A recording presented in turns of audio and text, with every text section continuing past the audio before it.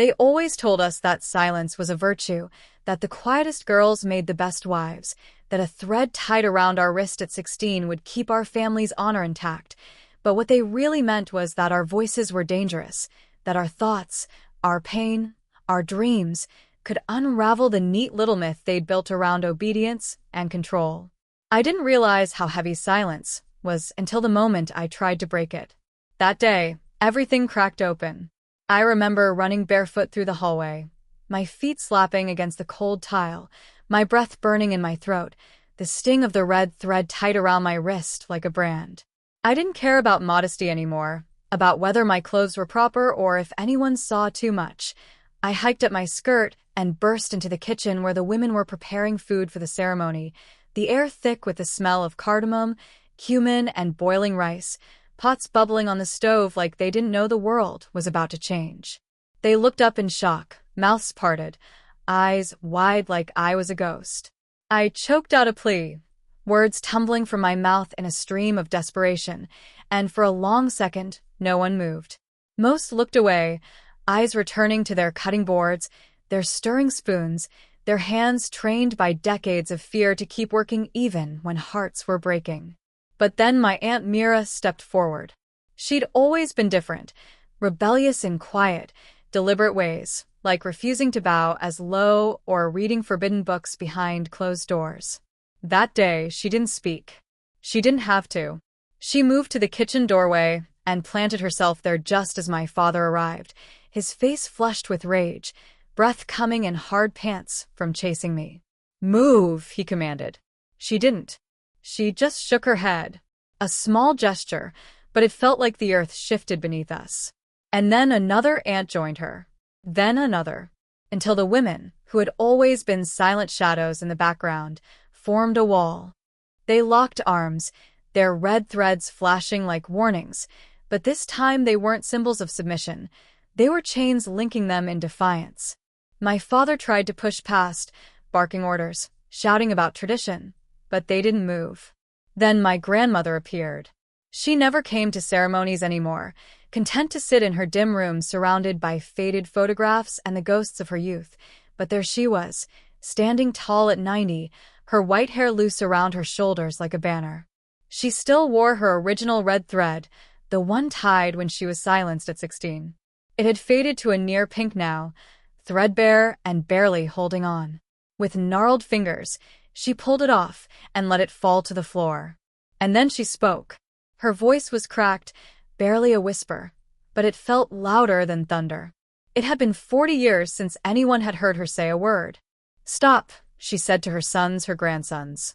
"No more." And in that moment, the kitchen went quiet. No bubbling pots, no clattering spoons, just silence waiting to be broken. She said she had watched too many lives shrivel under the weight of silence. That she had stayed quiet when they tied threads around her daughter's wrists, and she would not stay quiet again. She walked slowly to the ceremonial plate, picked up the scissors, and began cutting threads. Snip, snip. The sound echoed like bells in a cathedral. Each snip was a life reclaiming itself. The women gasped. Some trembled. Others reached for their own threads. And then it happened. My mother pulled hers off, the same one she'd worn for 25 years, and she said my name.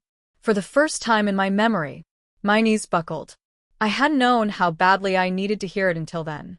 She cried as she said it again and again, like trying to catch up for all the years she'd lost. The men didn't know what to do. They shouted, they argued, they tried to reassert control. But they were outnumbered. More importantly, they were out of excuses. My aunt turned to her husband and told him if he tried to silence their daughters, she'd leave, and she already had bags packed. Other women echoed her. Some laughed for the first time in years.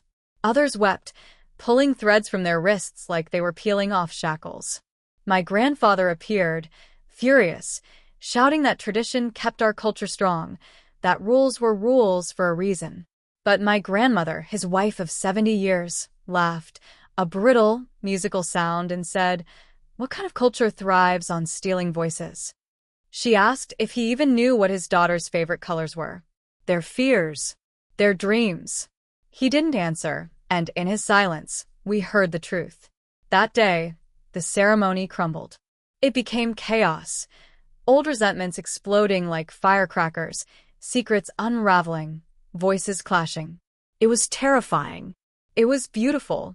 Over the next few weeks, everything changed.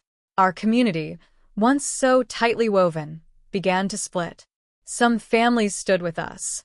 Others turned their backs.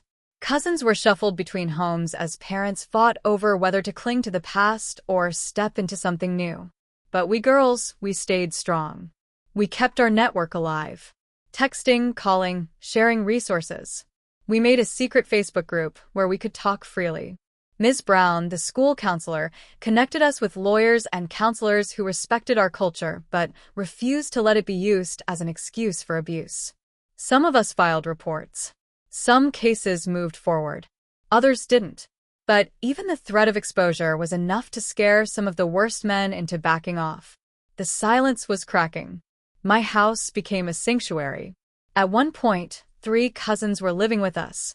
My dad, who had once looked the other way, converted our basement into a bright, welcoming bedroom. The same kind of basement where I'd once been locked up.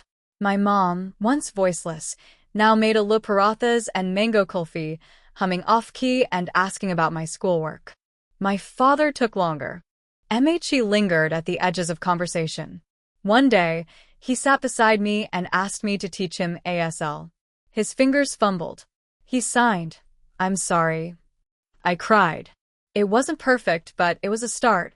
Not everyone changed. Some doubled down. Girls were sent back home before they could rebel. My cousin Kavia's father tried to arrange a marriage for her at 13 to a 35-year-old man with a convenience store.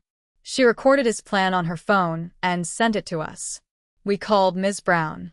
Within 48 hours, Kavia was safe at my house, her father visited by Child Protective Services. Then Uncle Dev came pounding on our door, drunk and screaming. My dad stood his ground. They fought on the front lawn.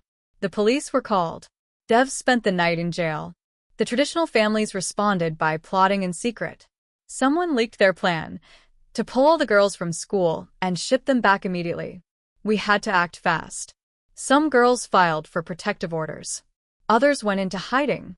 It was like an underground railroad for teenage girls escaping forced marriages. Our community split down the middle. In grocery stores, people changed aisles to avoid us. The temple hosted separate services. My uncles tried to build their own temple, one where silence was still sacred. No one showed up. My grandfather summoned elders from other communities, hoping to organize an official banishment. But my grandmother had other plans. She held her own meeting of women. Over 200 showed up from other states, leaving behind their threads. She stood at the front and told the truth. She named names, shared stories. She shattered the myth that silence was protection and revealed it for what it really was, control. That night, dozens of women went home and cut their threads. Their husbands blamed our family for infecting others. We took it as a badge of honor. The movement grew. Girls from other towns messaged us, asking how to resist.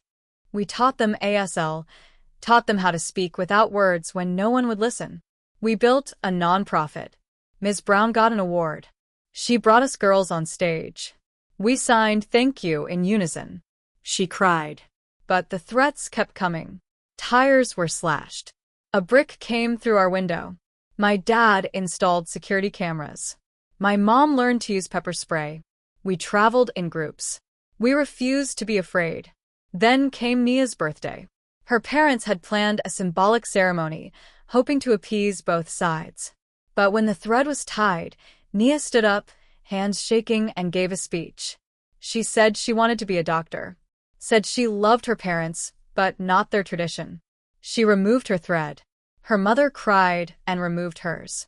Her father stared, stunned, as his wife spoke his name for the first time in 20 years. That became the new norm. Girls played along until the moment came, then refused. One by one, the tradition died. My grandfather had another heart attack. My grandmother sat by his bed, speaking constantly, making up for a lifetime of silence. I don't know if he heard her, but she needed to speak. When he recovered, he stopped trying to control things, just sat in his garden and watched us grow. The next Diwali, there were two celebrations. Ours was loud, full of women's laughter and off-key singing. Theirs was quiet, subdued. Some families sent members to both, straddling two worlds. Anjali got into college pre-law. Her sister was safe with her. My parents renewed their vows.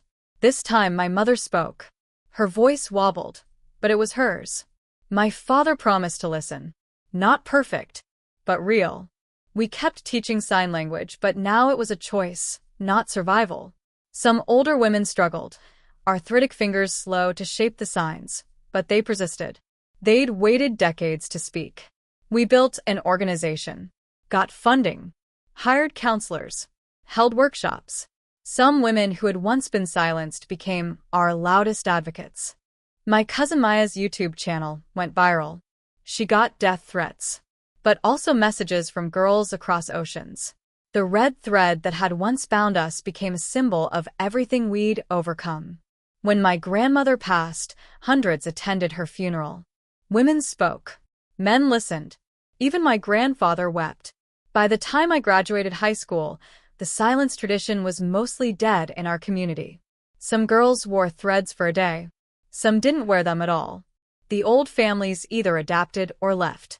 We couldn't save everyone, but we saved so many. At our last family gathering before I left for college, I sat on the porch and listened, not for silence, but for voices. And I heard them. 23 women talking, laughing, teasing, yelling across the kitchen.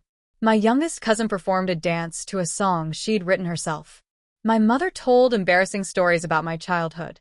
The men stirred dal and cut vegetables. Some still looked uncomfortable, but they were learning. We all were. That night, I took the red thread bracelet I'd once worn like a shackle. I held it in my hand, and I cut it. No tears. No ceremony. Just a quiet snip. Then I tossed it into the wind and whispered, "We don't need this anymore." Because we didn't. We had our voices now. And we would never let them be stolen again.